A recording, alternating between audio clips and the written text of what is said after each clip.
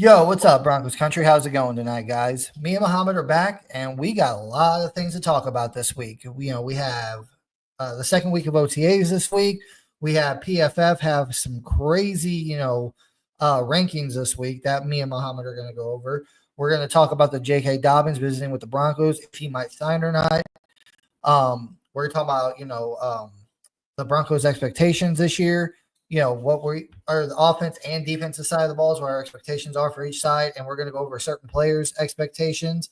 We're also going to talk about Aaron Rodgers signing with the Steelers. We're really going to get into that, and it's going to be one heck of a show. But Mohammed, how was your week so far, man? How was it?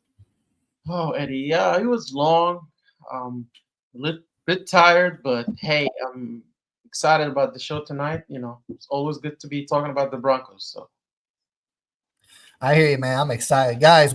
If you're in here, please like, comment, subscribe on this video. Also, hit that bell notification so you know when we go live. And please, subscribe. Definitely, it would really help us out. Get more people in here to talk Broncos with us, and maybe one day, if we get enough people in here, maybe we'll, invite one of you guys on, and you can come on to the show with us and talk about just Broncos stuff or football stuff in general. So, once again, like, comment, subscribe. Also, hit that bell notification. But the first thing I want to get, Muhammad, I wanted to get your take on this. Was PFF came out with some rankings this past week, and boy, were they some of the. I mean, I've seen some dumb stuff come out of PFF in my life. And the funny thing is, if you actually sit and watch their show, they talk highly of the Broncos, like not just them as a team, but even individual players. But this one just had me baffled. The reigning defensive player of the year, Patrick Surtain, was ranked number 2 by PFF behind Sauce Gardner. What was your initial reaction to this, Mohammed? Eddie, I mean, it was really mind-boggling to me. I just could not believe it because I'm like, this is super easy for you. He's the defensive player of the year. He's gonna be number one naturally. You don't even have to look or do any homework. But no, Sauce Gardner is number one. He's number two. I tried to look, Eddie, like I tried to look at how they're actually figuring this out. Apparently, they have some kind of a ranking thing that they do, PFF ranking. I guess Sauce is like 90 or 91, and Patrick Sertan is 89 or something. I don't care. I don't know what that is, what that entails, but it really doesn't make any sense to me. And I just I feel like we're still not getting the respect that we deserve, Eddie. Like, whether it's the NFL or even PFF at this time, I don't know what the reasoning is, but it does not make sense to me at all. Well, you said something very interesting there. You said you don't know why it's like this because clearly anybody with a brain, anybody that watches football and has football knowledge knows PS2 is better than Sauce. Like he's miles better than Sauce Gardner. But the reason I think why they have him ranked lower, with the score that they gave him compared to Sauce, is because I mean anybody once again anybody that watches football and watches Broncos or cornerbacks in general and loves watching defense knows that a lot of teams, a lot of quarterbacks, they don't target Patrick Surtain. They don't. Like they stay away from him. They do like that. That's a true lockdown corner. When quarterbacks are scared to throw on that half of the field because PS2 is over there, and that's why I think brought his numbers down. Because quarterbacks don't throw to his side of the field because they're terrified of him. But they don't take that into account. They take into account, oh, well, what's he do whenever the ball is thrown to him? Well, the reason why his grade's so low, or not so low, but the reason why it's lower than Sauce Gardner's is because people will test Sauce Gardner. They're not scared of him. He's not a true lockdown corner. Like, you can beat Sauce. I mean, we play like every single year. I think we've played the Jets like the last 3 years straight. And every single time we play him, like he's not like I'm not sitting here, and I'm sure the Broncos ain't sitting there like, yeah, we're worried about Sauce Gardner. They always threw at him. Surtain's a different story. Nobody, even veteran quarterbacks, even like a Mahomes, a Josh Allen, they do not throw PS2's way because they know it's a stupid thing to do. They avoid him, yeah. So PFF, like I said it before and I'll say it again, man. These guys they will literally like talk about the Broncos very highly, saying, oh, like I remember watching guys on PFF talking about the Broncos, like, what are they going to do in the 2025 season? Oh man, they're going to be dominating. They're going to be really good. Bo Nix, if he takes that next leap, the Broncos are going to be dangerous, but yet they're going to do something stupid like this. The guy, like, even with everything I just said, it's like, dude, he won Defensive Player of the Year last year. Doesn't get is easier than that. Yeah. Exactly. I'm like, if Josh Allen won MVP, you don't hear people, say, like a lot of people are saying, yeah, he was the most valuable player. A lot of people got Josh Allen. I think PFF is one of them as the best quarterback in the league right now, or at least from last year. Like on what he did wise, like he didn't have. I'm sure you remember last summer, Mohammed. Remember after Stephon Diggs last off season, and people were talking about the Bills. Oh, they're going to take a step back. They lost a receiver. They really don't have any receivers. What did Josh Allen do? Oh, he only went out there and freaking won MVP, made the playoffs, made the what was it, the AFC Championship game. But yet they're gonna PFF just their logic and their rationale does not, it just doesn't even out. It's like this. So like I don't even know what to say. But PS2 is clearly better. Yeah, his PFF number might be a little bit lower, which is a number they created, like, whatever the rating. And it's like, yeah, the reason why people don't throw to him as much is because he's a true lockdown corner. Quarterbacks are scared. People game, like, we talk about defensive players, we talk about difference makers, people you have to game plan for. Surtain is one of those guys. You have to game plan. You have to know where he's at on the field at all times because he will make your life a nightmare. You will. Yeah. That is a true shutdown corner. There's no reason even by PFF standards with their stupid grading scale, Sauce should not be ahead of PS2 by any stretch of the imagination. So it's just stupid to me, and it doesn't make any logical sense. But we got a couple of comments here. Says go Muhammad Tay Richmond 06. Thanks, man. Really appreciate it. He's got another one here, 100%. So thank you for your comments, man. Really appreciate it. Also, please like and comment. Get some comments in if you want us to read them on the screen, and any questions or comments or anything. But next up, Muhammad, I wanted to get your take on this.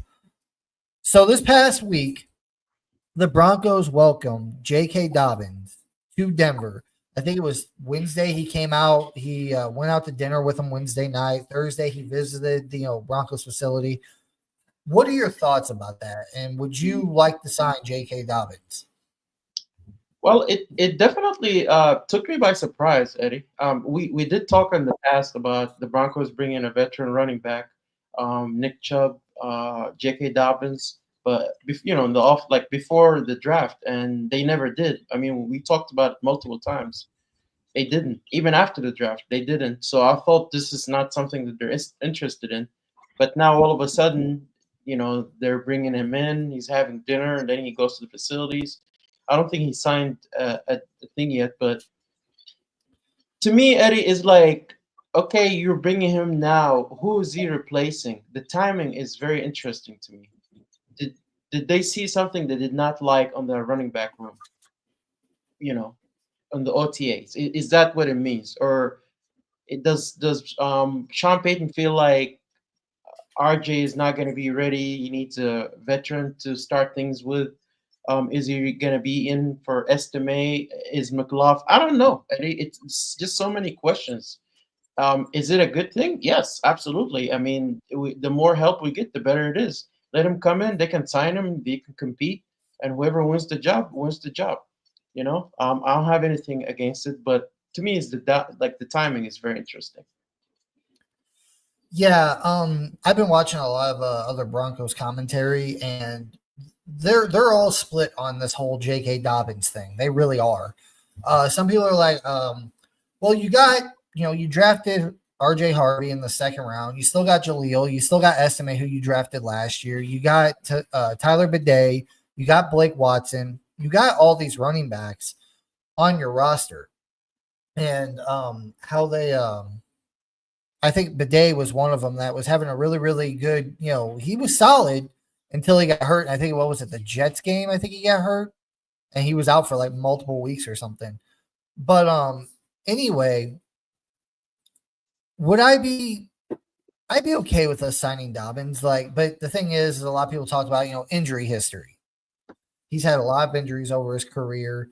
Um, you know, I don't know what the point is. Like, you drafted RJ Harvey. Like, if you were worried, like, and based on the stuff I've heard out of OTAs and even rookie minicamp, Harvey hasn't dropped a single pass and he's been looking really, really good. So this to me doesn't signify anything on RJ Harvey's part. I think this is saying something more about McLaughlin and Estime. I don't think Sean Payton trusts them guys.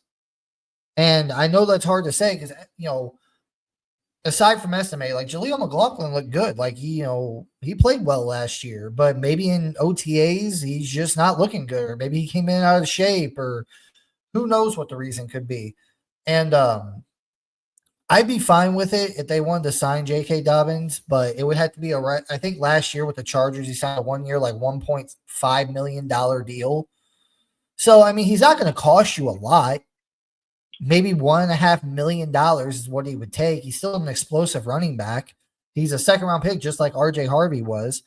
Um, I'm surprised that they didn't sign him. Like, and I agree with you, Muhammad. I don't understand. Like, it has to be something with either Estime or McLaughlin, in my opinion, and Tyler Bidet and Blake Watson.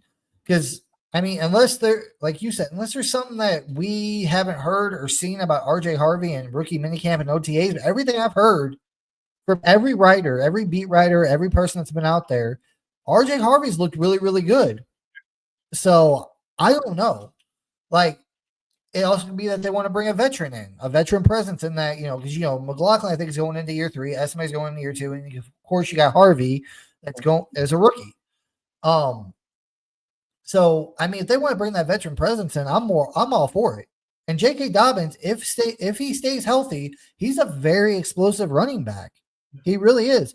I can't remember what his average was last year. I think like 4 or 5 yards per carry, or 5, yeah, 4 or 5 yards per carry is what he had last year whenever he played and he was healthy.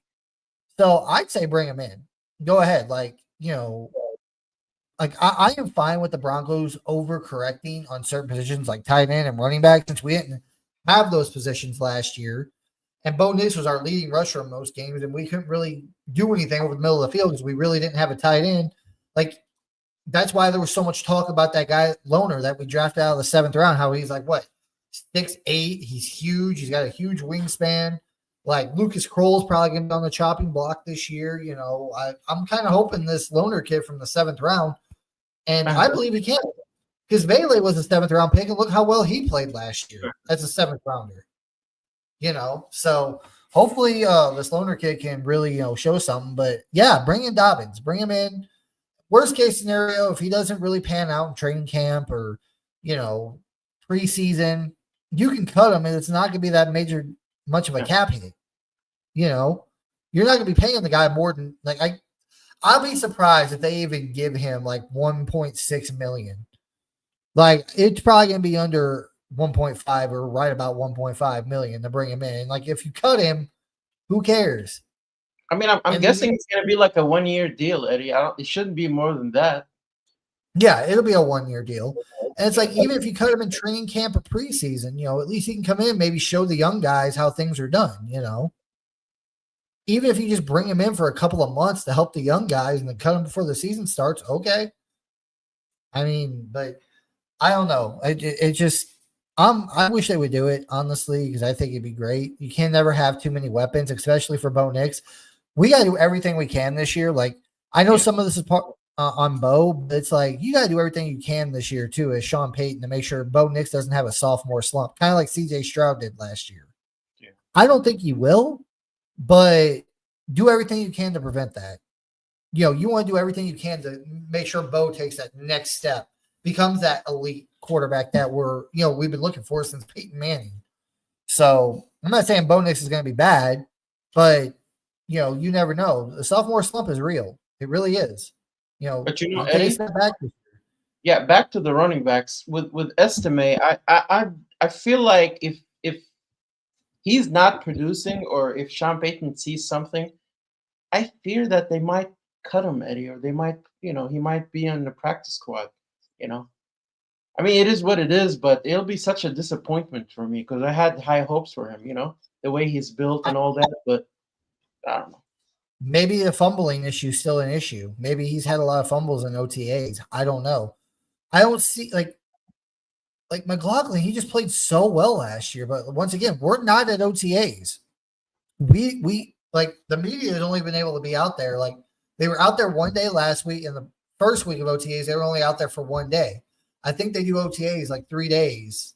You know, it was like 3 days the first week, 3 days the second week. The media was only out there one of those 3 days, both weeks. So we don't know. Like he could be out there fumbling the ball. McLaughlin could just, Never like I heard said, he could have anything came out of positive shape and either. have, Yeah, nobody huh? said anything. Like, I mean, nobody said, "Oh, Estime is doing really well." No, we did not hear that. So, We didn't hear anything about Jaleel either. I haven't mm, heard a single peep about. It's all been about RJ Harvey. So maybe that's why they brought Dobbins in. Maybe I'm sorry, McLaughlin and Estime are just not looking good. I don't know, that's a possibility. Yeah. but like I would like to see a more of like if Estime and McLaughlin ain't really being that kind of guy that we need. I would love to see more Tyler Bidet this year. I really would. What we saw limited of him last year, it looked really good before he got hurt. I would love to see more of him this year. So, but I guess we'll have to wait and see. Next up, we got a comment here from uh, Tay Richmond again. He says, "Do you guys think that the Broncos are going to be better or worse or the same?" Mohammed, I'll let you go first. What do you think the Broncos are going to be? Worse, better, or the same? I think definitely better, Eddie. I mean, we upgraded our offense. We did some upgrades on our defense, and even our special teams been upgraded. As far as the coach and the players we brought in. So definitely, we should add at least 2 wins to our total from last year. I forgot we did our prediction video for the Broncos a few weeks ago. What was your prediction for the Broncos this year, Mohammed? I can't remember. I don't either, Eddie. I think it's either 11 or 12, somewhere I around got there. I got the Broncos going 13-4 this year, guys. I got them Yeah. losing to the Raiders once, the Chargers once, the Chiefs once. I got them losing to each divisional rival once, and then the Eagles. That's the only loss I got the Broncos taking this year because they have one of the weakest schedules in the NFL this year. And I think they're going to be really, really good. I think Bo Nix takes that next step. He's finally got a run game. He's finally got a tight end. This defense has gotten so much better this past offseason. So I think they're going to get an additional 3 wins. They won 10 games last year. I think they get 3 more wins this year with the moves that they made this offseason and Bo Nix taking that next step. So, but next up, Mohammed, I wanted to get your take on this because we've been waiting all offseason. We've heard all the stuff, he's going to sign after the draft, or he's going to sign whenever OTA starts, or he's going to sign immediately. Aaron Rodgers yesterday finally signed with the Pittsburgh Steelers. What was your initial reaction to this? I mean, we sort of knew that that's the team that he was going to go to because he wanted the Falcons, but the Falcons wanted nothing to do with him. Um, I don't know, Eddie. Like, to me, it's a 1 year deal. And I look at the Steelers, they're stacked. Their defense is decent. And I know they brought some pieces to their offense. But who do they have? Mason Rudolph?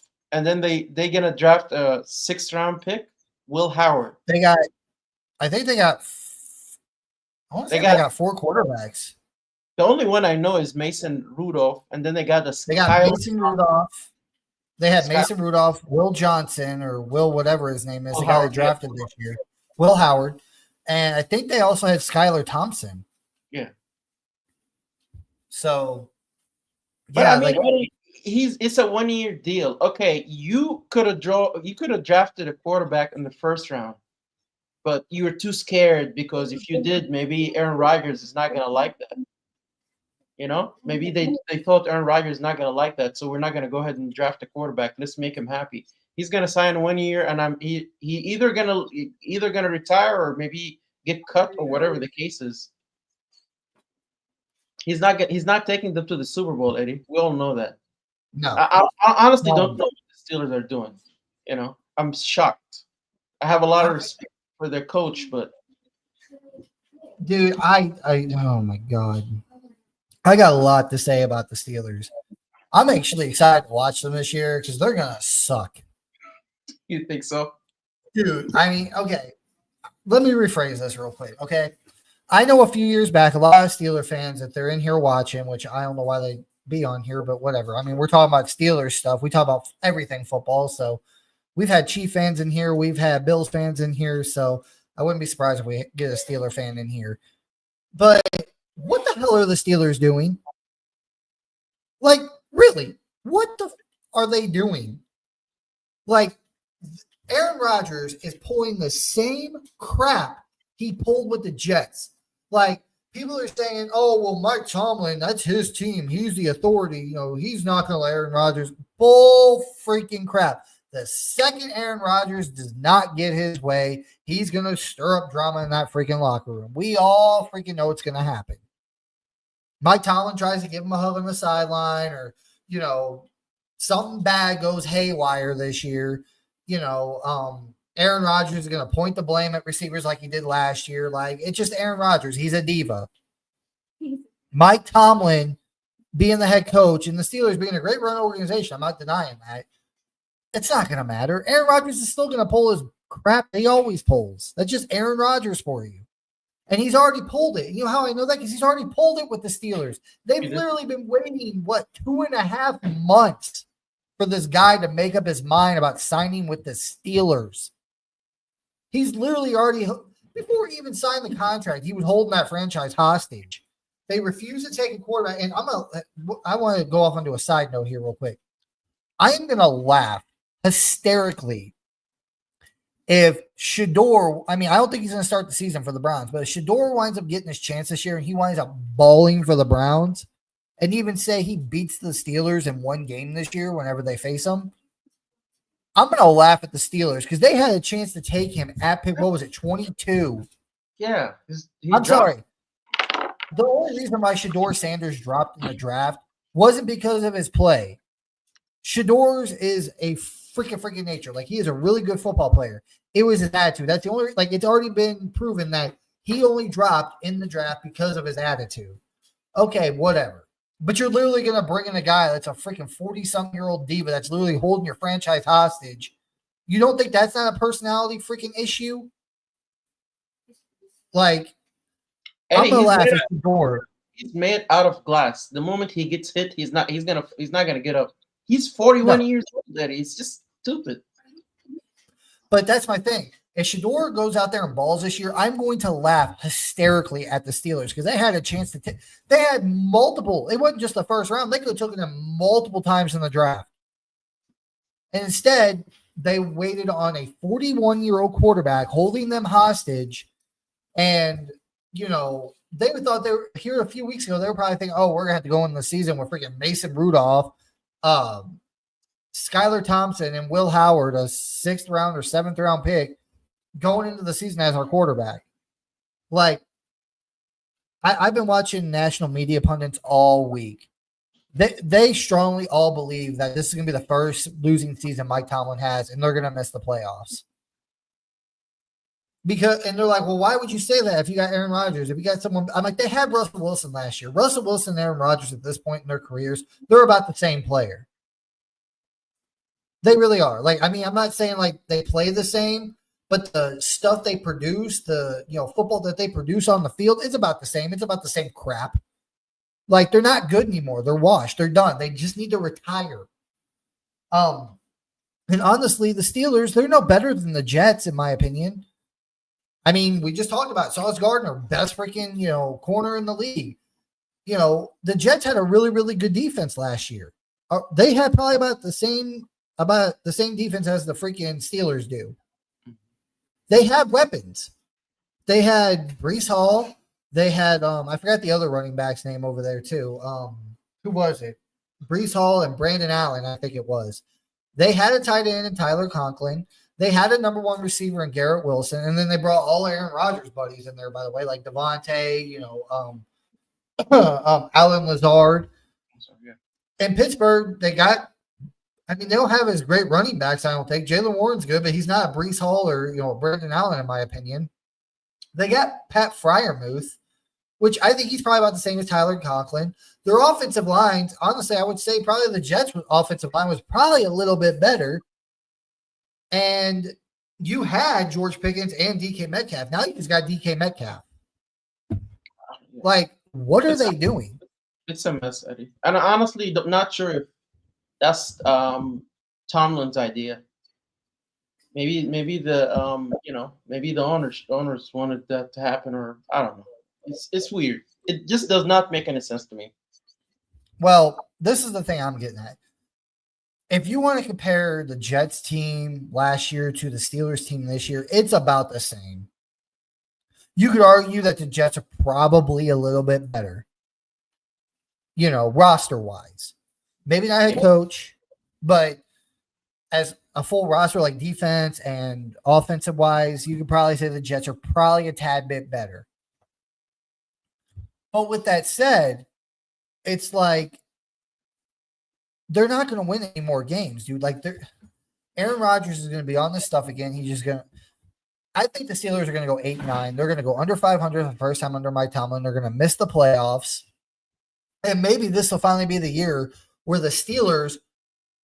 I know people say you're not going to fire Mike Tomlin. I'm like, yeah, you will. Fire him. For God's sake, Bill Belichick, the best coach in the game, got fired after 3 losing seasons. And honestly, it wasn't even 3 losing seasons. He had 1 winning season. That first year with Mac Jones, they made the playoffs. He had 2 losing seasons after that, and boom, he was gone. Mike Tomlin, yeah, he makes the playoffs every year, but he gets bounced in the first round.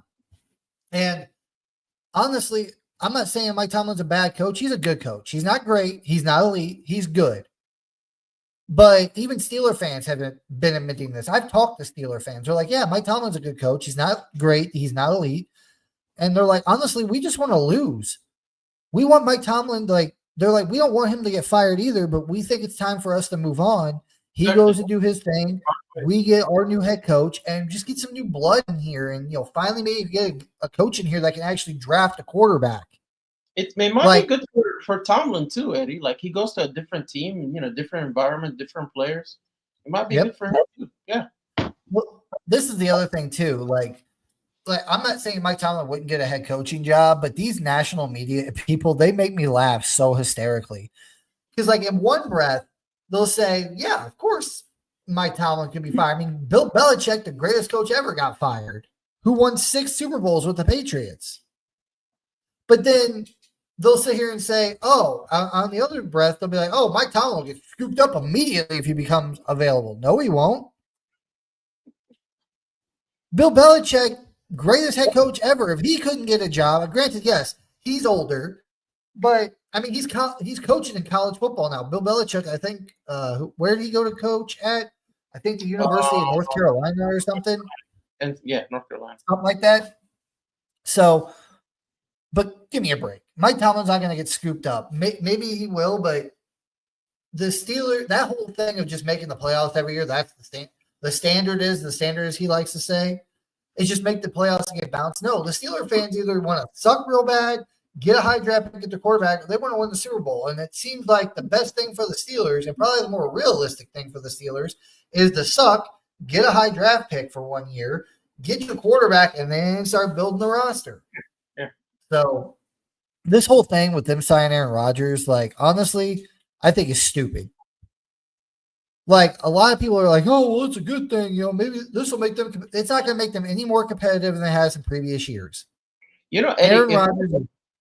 Yeah, if they had like an elite roster as far as offense, defense, and all they needed, a good running back, a good O-line, and all they needed is a quarterback that can come in and manage the game and maybe take them to a Super Bowl, it would make sense. But that's not the case. No.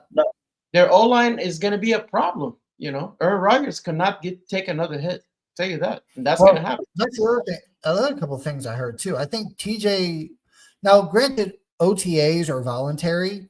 Next week he starts the mandatory minicamp where players have to be there, veterans too. TJ Watt, from what I've heard, wants a new deal. He's not showing up. He wants a new deal. So now they got to deal with that. I don't know. I had to look it up, but this is what I've been hearing on other podcasts and on national TV is that, TJ Watt wants a new deal. Um, Also, the other thing I heard was um what's going to happen the first time Aaron Rodgers and Arthur Smith, I think his name is, ain't it, the OC for the Steelers? The second they have they have a disagreement, what's that going to turn into with Aaron Rodgers? It's gonna It's going to happen. be him throwing his coach under the bus. Yeah, it's gonna happen. We all know it's gonna happen. It is. maybe maybe this is what the Steelers wanted. Like maybe this is their plan. Like maybe they say, okay, we're gonna appease the fans, bring in Rodgers, make it seem like we're trying to win, but in reality, they know Aaron Rodgers sucks. I mean, he's great for what he did in the past. I'm not taking anything away from Rodgers. He's a Hall of Famer. He's a Super Bowl winner. He's a 4-time MVP. You can't take away what Aaron Rodgers has done in his past. But at this point in his career, he's done. Maybe the Steelers consciously brought him in, saying, you know what, maybe he'll suck and tear our team apart, to where maybe they have a built-in excuse of, Aaron Rodgers comes in, he fights with Mike Tomlin, he fights with the coaches, he starts becoming a diva and starts doing all this stupid stuff that he did with the Jets. And maybe that'll be enough for the Steelers ownerships to say, okay, Mike Tomlin, we're going to go our separate ways. Aaron Rodgers, you go away. We're going to clean house, get rid of trade TJ Watt, get rid of all these players, get picks, get a new coach in here and rebuild this roster back up. Maybe that's their plan. I don't know. But it's just, man, I am so, and week one, I'm pretty sure week one, oh my God, I can't wait for week one. Not just because the Broncos are going to kick the living crap out of the Titans, but I'm pretty sure the Jets and Steelers play each other week one. They do? I don't know if I don't know. I can't remember if they play in New York or if they play in Pittsburgh, but it's going to be Justin Fields going back against, I was gonna say it's probably gonna be an earlier game too, before the Broncos, because we play at 4 probably. Well, Eastern. I'm not sure. I have to look at the schedule. But Justin Fields going to play against his old team in the Steelers, and then Aaron Rodgers going to play against his old team in the Jets. Actually, you know what? I think it's in New York. If I remember right. Dude, I am so eager to watch that. Like, other than the Broncos kicking the crap out of the Texans week one, that's the main game I want to see, of course, because I'm a Broncos fan. But the Pittsburgh Steelers at the Jets, that is the second most anticipating game I'm so ready to see, dude. I want to watch it. Because I want to watch what happens to Aaron Rodgers when he runs back into that stadium at MetLife, and if the crowd boos him or cheers him, I think they're going to boo him. Personally, because a lot of Jets podcasts I watch, a lot of Jets fans don't seem to like Aaron Rodgers because he destroyed their team basically last year and played like crap. So I'm eager to watch that. I really am. So, but what are your thoughts, Mohammed? Do you think the Steelers miss the playoffs this year? Do you think they make it? And if so, do you think, well, actually, does the Steelers have a winning record this year or no? And on the other hand, do they make the playoffs or no? What's your opinion? I honestly think, Eddie, I think they're gonna be above 500 because they usually are decent. I guess Tomlin probably get them there, but as far as the playoffs, I would say no. I don't think they make the playoffs. You think with Aaron Rodgers drama and them missing the playoffs, you think that would finally be enough for the Pittsburgh's owners to say, you know what, we're going our separate ways to Mike Tomlin? Do you think that would be enough? I don't know, Eddie. They seem to love Tomlin. I don't know what it is. It's the same thing every year. They don't make, they make the playoffs or they don't make it or they get close, but they're not going to the Super Bowl anytime soon. So unless Tomlin says, you know what, I'm done. I'm gonna go somewhere else, and that'll be the best thing. Yeah, that'd be the best thing for the I don't Steelers. think he And will. I don't think they will fire him. There's this loyalty thing going on, but loyalty is not gonna get you a Super Bowl. So No, I will say this. I am guilty of this 100%. And me and you have talked about this behind the scenes, Mohammed. Now that the Broncos finally have an ownership group, a head coach, and their quarterback, I just love watching other teams that are dumpster fires. It gives me so much satisfaction knowing that I'm not in that boat no more. That Bronco fans are not in the boat of, oh my God, we have no ownership group. We don't have a head coach. We don't have a quarterback. We suck. We know we're going into the season that we're going to suck. Like it just makes me happy to like of course I want to win the Super Bowl. Every team fan base wants to win the Super Bowl every year. But it's like knowing that we finally have our quarterback of the future, our head coach of the future, our owners that are really, the richest owners in the NFL and are not afraid to spend money to, build a winning franchise here. It's just nice knowing that we ain't got to circle that quarterback carousel, the head coach carousel, and we're not in that desert no more, man. I get a kick like watching Broncos football on Sundays and knowing that, they got everything they need to win games. Like they can beat anybody. I believe this year, especially the Broncos can beat anybody. They competed really, really well against last year against the Chiefs. I mean, the Ravens game was kind of in, but even against the Buffalo Bills, yeah, that score, didn't really, show how much that game was. But the first half of that game, the Broncos were hanging with the Bills the entire time without a tight end one, without a running back, a rookie quarterback, big dead cap hit. Like, dude, like I am so excited knowing that I get to watch my team kick ass this year. And I get to watch all these other teams, on their podcasts or whatever, or just in general, watch a team just melt down. And be like, you know what? That was us in 2022, but we're out of that freaking hellhole now. We're actually good. Like it makes me happy and satisfied. Maybe that makes people hate me, but whatever. It makes me happy. So, but but like I said, I don't think the Steelers are going to make the playoffs this year, and I honestly don't think they're going to be above 500. And I think this is going to be the year Mike Tomlin gets fired. Aaron Rodgers, hopefully after this year, retires because he needs to. And I think the Steelers finally start rebuilding their team. And honestly, this year, the Steelers, I know 100% ain't going to make the playoffs because, like, the Broncos are better, the Chargers are better, the Chiefs, you got the Ravens, the Bengals, the Bills, the Texans. Heck, the Jags might even be better this year. Who's the other team I was thinking of? I think the Dolphins still might be good because it seems like Mike McDaniel in Miami's on the hot seat. Yes. Even the Browns. Like I know this is I'm gonna put this as a hot take. I think the Browns have a better record this year than the Pittsburgh Steelers. I agree. I do. I think the Steelers finished fourth in the division and the Browns finished third. So that's my hot take for the day. But moving on to our next thing. I wanted to get your thoughts on this, Mohammed. We got what was your thoughts on OTAs this past week? Like, did you hear anything specific that really stuck out to you, or no? Not really, Eddie. I mean, it's the same thing. Bonix is still very impressive. I've seen him like handing the ball multiple times to RJ Harvey, or I mean, throwing the ball. I'm sorry. He's really good at catching the ball, as advertised. Devon Vele, same thing. Everybody's raving about how good he is. I've seen actually Peyton Manning showed up. I saw him standing with Pat Sertan. They were talking about whatever. That was good. Cham Bailey also showed up. I did hear, honestly, I don't think it's a big deal, Eddie, but I heard that Garrett Bowles and JFM did not participate in OTAs. I'm pretty sure they'll probably be in next week for mandatory minicamp, but Yeah. that's about it. I think that because veterans, like I said, and OTAs is voluntary. They don't have to show up.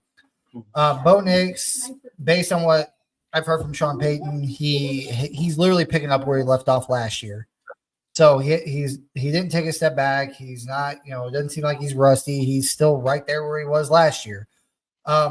Harvey playing really well, catching everything out of the backfield. He's, running the ball, really, really well. He's been doing good. Pat Bryant, the third round receiver that we picked, like I talked about this last week, dude. Like if Pat Bryant and Devon Vele, especially Pat Bryant, like these two guys ball out this year, I 100% believe Sutton's going to be gone next offseason. I really do. Like I love Sutton. I don't want to see him go, but he's going to want a new deal starting next year. And if Pat Bryant and Devon Vele actually ball this year, like really, really good, and they show they can be number one receivers, I think Sutton's gone. Also, Evan Ingram, he's looking really good. He's developing the chemistry with Bo Nix, which is really, really good. I'm happy to hear. Um, they're getting their timing down. They're developing a really, really good chemistry from what I hear.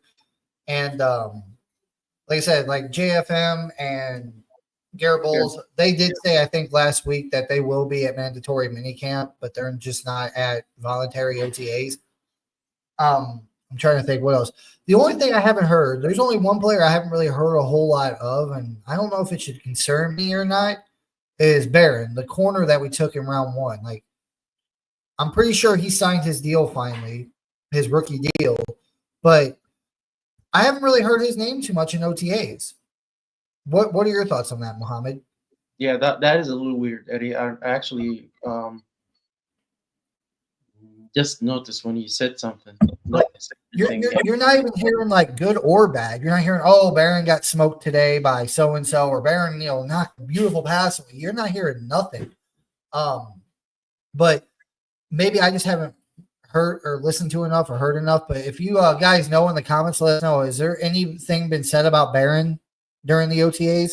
I'd like to know whether. Hopefully, he's not hurt, but I'm But pretty sure if he was, we the would have media heard is something. not really allowed, and they're only allowed. I think they're allowed Thursday or something. So it's really hard to see what's going on. Yeah, because most of the attention is going to be towards I think the Oh, offensive side of the ball this year, because that's what everybody's looking forward to. Look forward to Bo Nix, the new running back, the new tight end that we signed.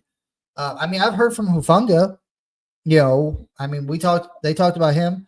Greenlaw, of course, he's hurt right now. He's not participating, but Sean Payton already said he'll be ready for training camp, so there's no need to worry there. So we know where he's at. I'm just concerned that we haven't heard good or bad on Barron at all. Like, I just want to hear something, like a little snippet, like, oh yeah, he had a great pass breakup, or he was out there exercising something.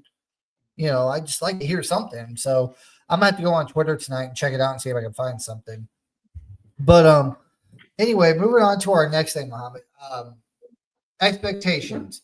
I want to get your expectations. Like, first we're gonna do offense, then defense. But what is your expectations for the defensive side of the ball this year? as far as defense, I mean they were pretty good last year, Eddie. My main concern would be stopping the run. That's why we lost that game to the Bills. Um, like I said, it's kind of worrying me a little bit, Eddie, because I don't think we quite addressed it. However, we have a linebacker in Greenlaw, so that should definitely help. We added another corner, so the secondary is set, so that should definitely help. But I just actually need to see it because that's gonna make a big difference, Eddie. That's gonna make or break our chances. If we will advance to the playoffs. So that'll be my main thing: stopping the run. Um, they have addressed that, I believe, 1,000%. Like, Stavian Jones, like, yeah, we know he's the replacement for John Franklin Myers. Says I don't think they're going to resign him after this year. I think they're going to resign Josh Allen, Zach Allen. I'm sorry, and Nick Benito. They're going to resign those two guys. They're probably going to let JFM walk, and if Stavian Jones takes that step, he shows he can be that other defensive end. I think that's what's going to happen. They, like you said, got Greenlaw. He's really good in the pass and run game. He's an all-around, traditional middle linebacker. He can do it all. Singleton's really, really good at linebacker at stopping the run. Like, that was the one thing. He's a tackling machine. Singleton is, and he's really good at stopping the run. Like, a couple years, I'm sure you remember, 2023, he would blitz up the middle, man, and he'd always hit the running backs in the backfield. So, and then also Hufunga. Like, Hufunga is the safety that is going to be playing a lot in the box. Brandon Jones, like I said last week, he's more of that play deep field safety. He's the coverage safety down the middle of the field. Hufunga is more, he can play back there, but he's also the guy that can come up and, help in the box and, stop the run. So I think they have addressed it. I think PJ Locke last year, because remember last year, PJ Locke was up by the line of scrimmage a lot. He was up by the line a lot, whether if it was blitzes or helping to stop the run. And he really wasn't good at it. And then last year you had Cody Barton, who was okay. And then you had Stranad, who's really more of a special teamer, in my opinion. He's not really a great coverage linebacker. He really is not good at stopping the run. He's great at blitzing, but with Singleton back, Greenlaw, two new inside linebackers that are one's all well versed in everything, passing, the pass game, the run game. Singleton, really good tackler, really good in the run game, and Hufanga, who can come down, play in the box, and stop and tackle real good. I think they have solved that. I think the run game, the run defense for the Broncos this year is going to be fine. Like, they might not be the best in the world, but they're going to be able to handle their own and stop the run when they need to, I believe. So, but flipping to the other side of that, what is your expectations for this Broncos offense this year, Mohammed? I should definitely expect them to improve as far as running the ball. I think we got a running back.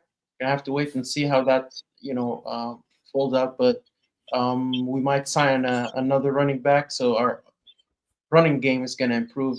That should definitely help Bo Nix. We got him a tight end, Evan Ingram, pretty good. They're already building that chemistry, as you've mentioned earlier. So I think overall, we'll be able to run the ball. Um, Bo Nix should have more options as far as like who to throw the ball to. So I'm excited, Eddie. I'm excited. Everything I've heard so far about the offense is really good. So we shall see.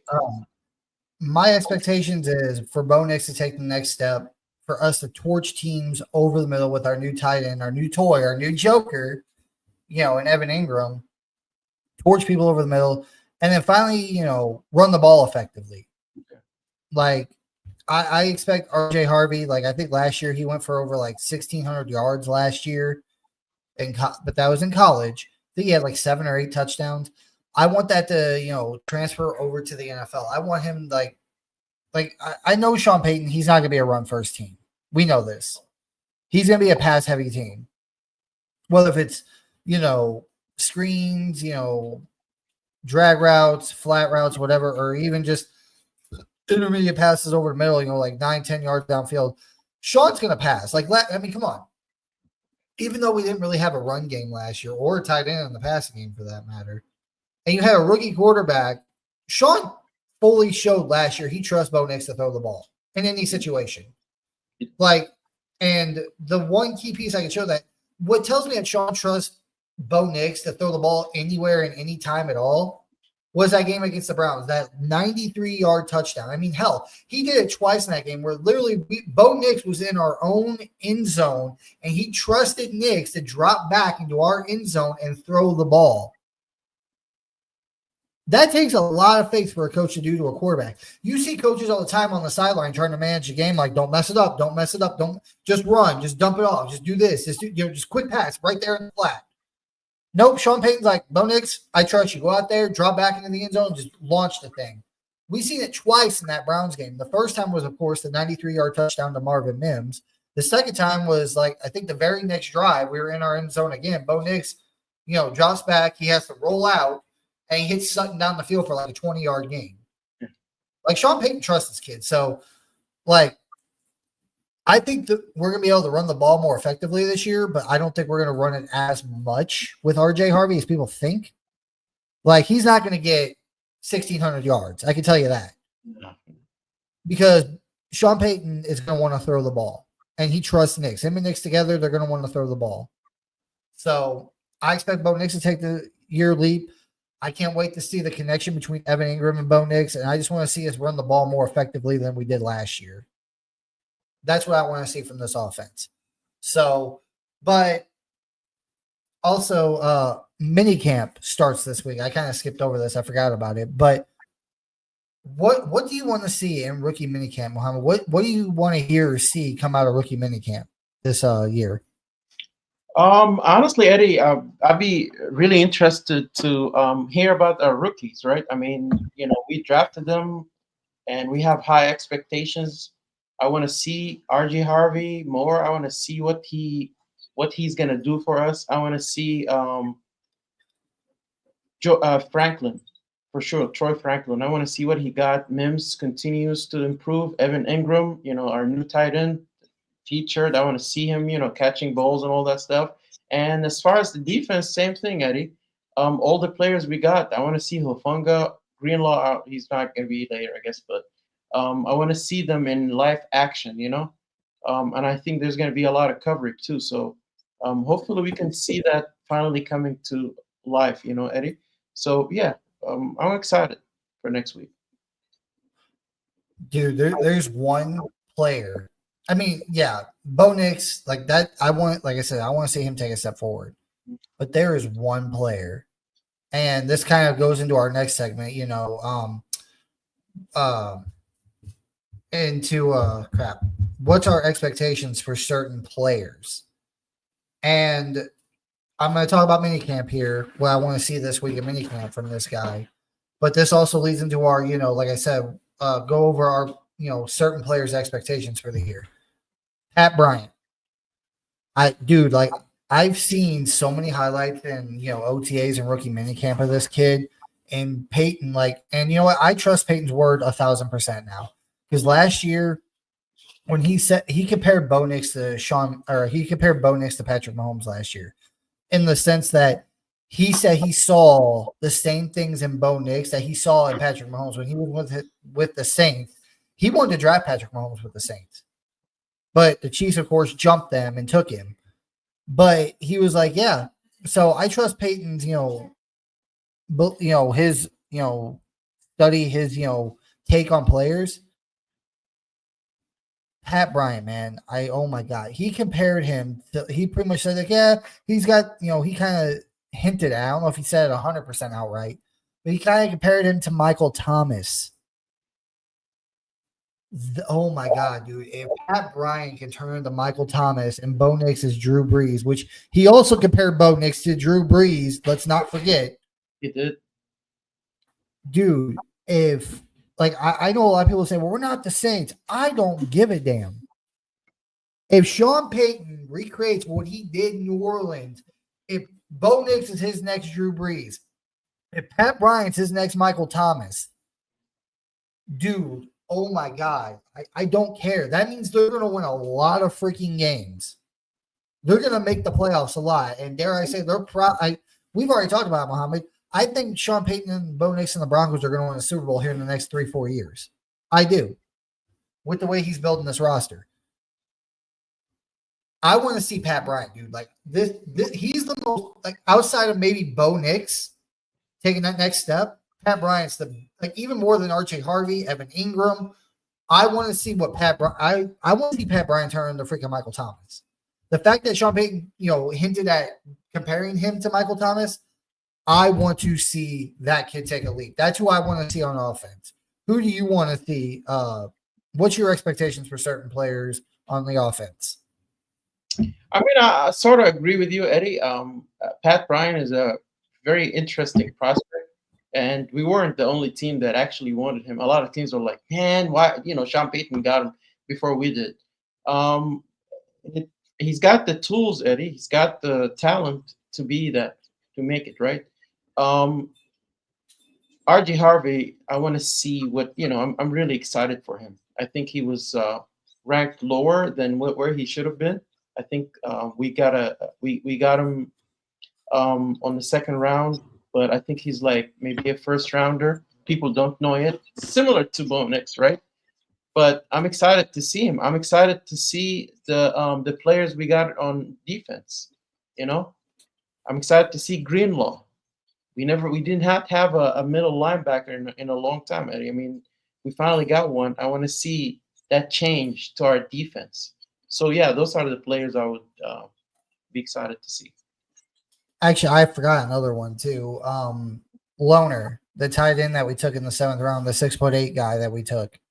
Like, I want to see him. Like, I hope the guy, like, I know, but that's the thing. That's the beauty of the Broncos. We're really, really good at finding undrafted free agents. We're really good at finding talent in the 7th round, aka Jaleel McLaughlin, aka Jonathan Cooper, aka Devon Vele. Vele, Cooper were both 7th round picks. Loner was a 7th round pick. McLaughlin, undrafted free agent. Like, this tandem of George Payton and Sean Payton is really, really good at finding talent in the draft and after the draft. If Loner could turn into what they said would be Sean Payton's version of Jimmy Graham, holy crap. Like, you would think about having Evan Ingram. Like, think about this offense for a second, Mohammed. Think about having an Evan Ingram, a Jimmy Graham on the same roster, same season, and then you have some people compared AJ. I keep saying AJ. I don't know why. RJ Harvey to Alvin Kamara, like Sean Payton's version of Alvin Kamara. Imagine, having a Jimmy Graham and Evan Ingram, another Alvin Kamara, a Cortland Sutton, a Marvin Mims, a Devon Vele, another Michael Thomas, and a Troy Franklin all on the same roster. Like, if these players live up to just even half of the potential that people are giving them, like compared to certain players, dude, this offense is going to be unstoppable. And I literally mean that. Like, if these players turn out to what we think they can be and what people are comparing them to and what their ceilings are, this is going to be a really, really good offense. Like, I'm talking about an offense that can score. Like, I think last year they averaged like 24, 25 points a game. This could be an offense this year, if everything lines up perfectly, could be an offense that scores over 30 points a game with a defense that was like top 3 last year, that was literally only allowing, I think, like 18 points a game or something, or 15 points a game. A defense that's going to be even better, probably only allow like maybe 15, 14 points a game, and the Broncos offense scoring 30 points plus a game. Dude, like, I'm not saying we're going to go undefeated, but just imagine that. Like, if all these things that Sean Payton, George Payton, and these scouts are saying about these players even turns out to be 50% true, holy crap, dude. The Broncos are going to be really, really, really, and Bo Nix takes that next step. Holy crap, dude. This team is going to be unstoppable. But Eddie, what are your thoughts on that, Mohammed? Yeah, I mean, Sean Payton, Eddie, he's not hiding it. Sean Payton is thinking he had a formula in New Orleans that worked for him, that won him a Super Bowl. So he has the blueprint, and he keeps comparing the players. So when he's looking at the Broncos, he's trying to build it the same way he did the Saints, Eddie. That's not a secret. He's telling everybody that's what he's doing, right? I mean, just people are just not. He's bringing players. He's bringing coaches over from New Orleans again. Like the Denver Saints, like they were saying, I don't care. Hey, as long as we win, call us whatever you want to call us. But yeah, that's what he's doing, Eddie. The guy is a genius, and he's laughing at everybody else because where they're looking, the players they're looking at, he's not looking at that. He's looking at something else. So, well, Sean Payton, like, do you remember last year, Muhammad, when everybody was saying how the Broncos reached for Bo Nix and that he was like a 3rd-round prospect? Sean Payton really effed this up. He effed up by getting rid of Russell Wilson, and drafting the 6th best quarterback who was, a round 3rd pick in the 1st round. Like, Sean Payton, to me, at this point, now that we've seen what Bo Nix can do, okay, and it's not just what Bo Nix can do. We see what Bo Nix can do. Every week last year, he got progressively better and better and better. He had the 2nd most rookie touchdowns in NFL history, but just behind Justin Herbert. It was only by 2 touchdowns. And he got this team in the playoffs with the largest dead cap hit, no tight end, no running back, and a rookie quarterback. And Bo Nix balled. Bo Nix proved to be an NFL starting quarterback. Now, I'm not going to say he's great or elite yet. He's still got to prove that, of course. But he's a good quarterback in the NFL, and he's still got time to grow. And like I said, Sean Payton is laughing right now at everybody. Like, Sean Payton silenced, in my mind, all doubters, anybody that said Sean Payton is crazy for getting rid of Russell Wilson, taking that big dead cap hit, and drafting, like, arguably a 3rd-round quarterback in the 1st round. He drafted him way too high. Are wrong. They're flat out wrong. Like, let's take a look at it for a second. Bo Nix, balls, has really, like, he broke records last year. He was like the 2nd leading rookie quarterback behind Jaden Daniels. Honestly, he had better numbers than Jaden Daniels. It was just because Jaden Daniels made it farther into the playoffs and had maybe 1 or 2 more bigger plays than Bo Nix. Is the only reason why he won offensive rookie. If Jaden Daniels wasn't in this last year, Bo Nix would have won Rookie of the Year easily. So, with all that said, like, he did all that. Sean Payton proved everybody wrong with Bo Nix last year. It's like this year, like, you should not be doubting Sean Payton at all. At all.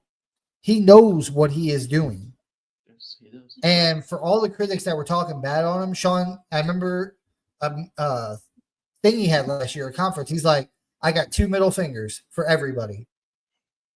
Whenever people were saying, that, oh, Nix was a reach. Yeah, no, he wasn't. Sean Payton was dead right on freaking Bo Nix.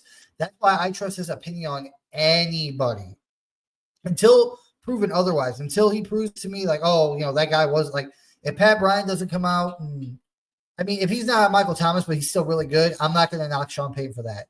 Only if the player's a bust will I knock Sean Payton for that. But this guy has proven he knows what he is doing.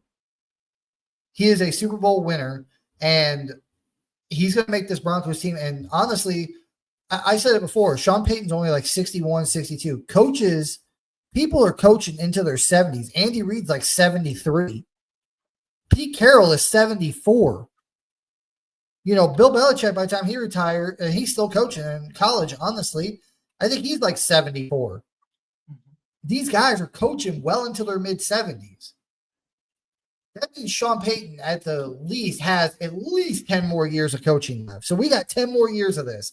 Bo Nix has got about 15 more years left in his career. Sean Payton at the very least, well, I'd say probably 10 to like 13 years. Probably, I'd say right around the 12 mark, at least 12 more years of Bo Nix and about 10 more years of Sean Payton. These guys are going to be tied at the hip for the next decade at least. And with Sean Payton knowing what he's doing, how to build a roster, how to build a team, how to find talent, this team's going to be deadly. Like, they're going to be competitive and be in the playoffs every year starting from last year. And they're going to win Super Bowls. I will put that out there in the universe. They will win multiple Super Bowls. I said before, and I'll say again, they're going to win one here in the next 4 years. I bet my life on that. And then probably in the lateral part of Bo Nix's career and Sean Payton's career, they'll win another one. What are your thoughts on that? Yeah, he said it. He said it in the past interview that he did.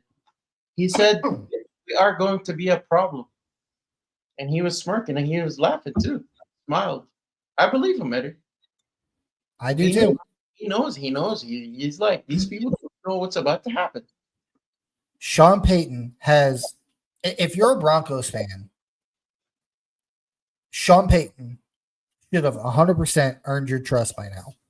With everything that happened last year with the Bo Nix thing alone, because we know, Muhammad, like, it's very, very hard to find a franchise QB in this league. Just ask, the Colts. Just ask the Cardinals from years past. Ask the Chiefs. Ask the, I'm going to say probably the Tennessee Titans. Ask these teams how hard it is. The Browns. Ask these teams how hard it is to find a franchise QB, and Sean Payton found him. And he's building this roster. If you are a Broncos fan, you should have 100% faith in Sean Payton until he proves otherwise. He solved the most difficult position in the NFL within 1 year with the largest dead cap hit, and didn't really have a whole lot of talent on the offense to begin with. He literally had a good offensive line, one solid receiver before last year, and a rookie quarterback, and went out there, won 10 games, and made the playoffs. And the last thing I want to touch on, and for people that say, well, people that did say, I don't know if they say it now, but people that said we made a mistake by getting rid of Russell Wilson and drafting Bo Nix last year, Sean Payton was right saying, I got 2 middle fingers. Because guess what? Russell Wilson is now on his 4th team in, what is it now, 4 years. Seahawks, Denver, Pittsburgh, and now the Giants. And that tells you how bad Russell Wilson is, because the Steelers moved on from him without another freaking, they didn't have anything else. They didn't know what was going to happen at the quarterback position for them whenever they cut Russell Wilson.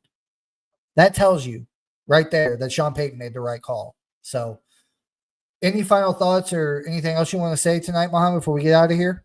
I'm excited, Eddie. I'm excited to what's brewing, with the Broncos. Some great things are coming to our way, So can't wait. 13-4, win the division, 3rd seed in the AFC. I'm calling it now. So But that's it for us tonight, guys. If you guys would please like, comment, subscribe on this video. Also hit that bell notification so you know when we go live. And Mohammed, I'll see you next week, brother.